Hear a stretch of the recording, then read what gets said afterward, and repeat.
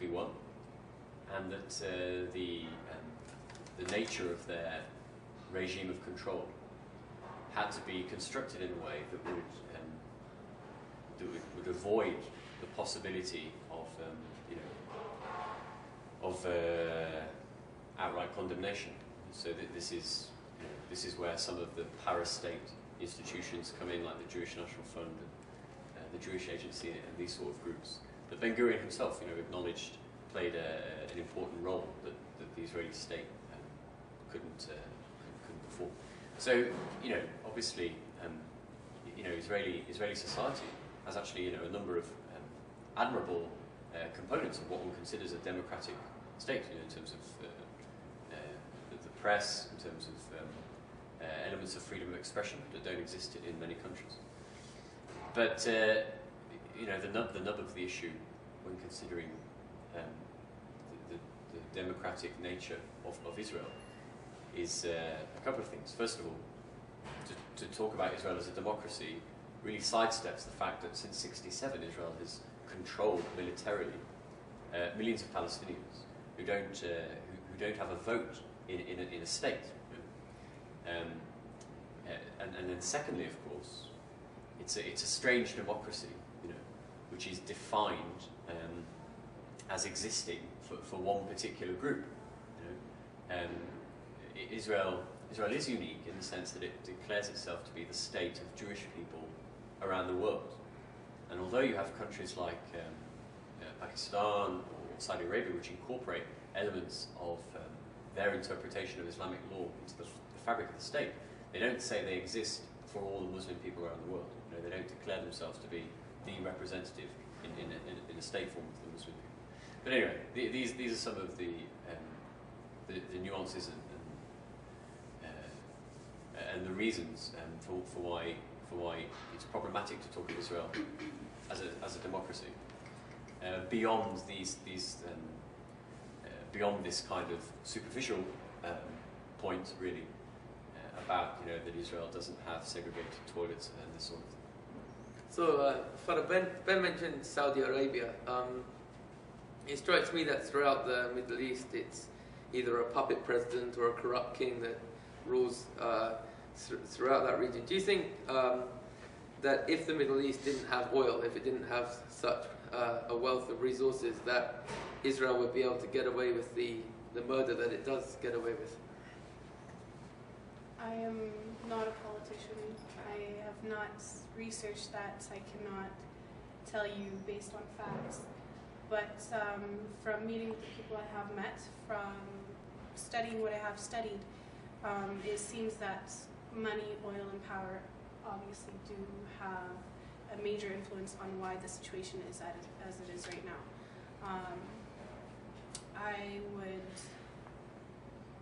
like to say that it shouldn't happen regardless, whether there was oil in that region or there wasn't. The killing of people should not be justified by any means. So whether that was the case or not, to me, doesn't seem to be the issue. The issue is it shouldn't happen, period. Okay, Father, Ben, well, thank you very much. Thank you. Okay. Look at the camera and tell me about your people, the Palestinians, what they've experienced since 1917, since 1948, in your lifetime, people you know, your family. Talk from that perspective.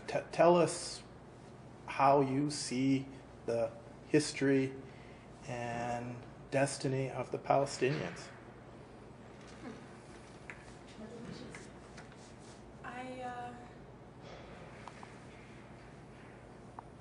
Well, my first memory of learning about Palestine was when I was a little girl, and I asked my dad, because we were watching the TV and saw the news, and I remember seeing little kids in the rubble.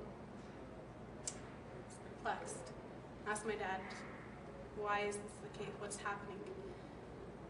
My dad, to simplify it for me, just told me, he's like, well, once upon a time, the Palestinians decided to let the Israelis come into their home, and they opened their homes, their families, their everything to them, because they were in a little problem, and then they decided to turn against them, and now this is why Israel is doing what it's doing.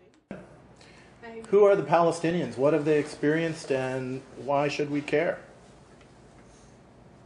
Well, back in the 1940s, the population of Palestine, which was under control at that point by the British Empire under a mandate, was majority Palestinian Arab, with a minority of Jewish people, many of whom who had emigrated to Palestine from Europe, from Russia, and you know, in the majority of cases, this was really done out of a desire to escape persecution, particularly with the rise of Nazi Germany in Europe. But the context in which they emigrated was to a Jewish community in Palestine that, to a large extent, was quite politicized, and Zionism, the idea that there should be a political state for Jewish people, political Zionism, you know, had already got underway in terms of having an organizational infrastructure, was creating facts on the ground, was busy kind of creating settlement farms and this sort of thing in Palestine, and you know, with the goal of creating a Jewish state in Palestine. And really, the Palestinian people were missed out when it came to implementing the idea of self-determination.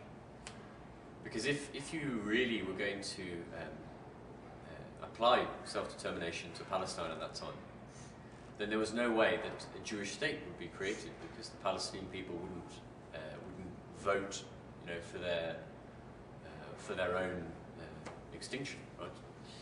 As a national collective. But of course, what happened was that after the UN partition resolution,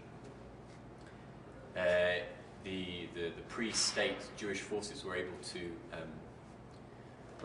create by force a state that was, to a large extent, rid of the Palestinian population within its borders.